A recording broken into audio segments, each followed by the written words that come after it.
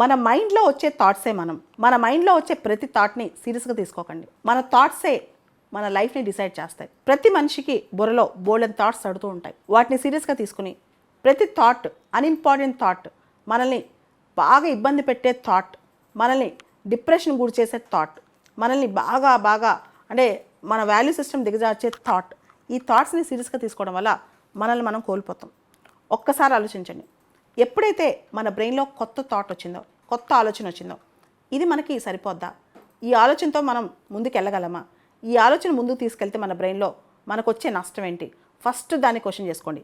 ఇదే ప్రాక్టికాలిటీ అనమాట. ఇక్కడ ప్రతి మనిషి మొదలో కొన్ని వేల లక్షల థాట్స్ మెదులుతూ ఉంటాయి. అయితే ఈ థాట్స్ ఏవి బెస్ట్, ఏవి వర్స్ట్, అవి చాలా జాగ్రత్తగా డిసైడ్ చేసుకోవాలి.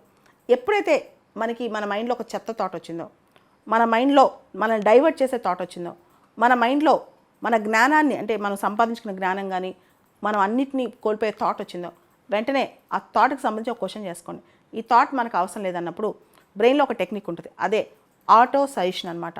ఆటో సజెషన్ అంటే మనకి ఏం కావాలో, మనం ఏ థాట్, మన యాటిట్యూడ్ ఎలా ఉండాలో, దానికి సంబంధించి మనం ఏ దృక్పథంలో ఆలోచించాలో మనకు మనం వెంటనే చెప్పుకోవాలి. దాన్నే ఆటో సజెషన్ టెక్నిక్ అంటారనమాట.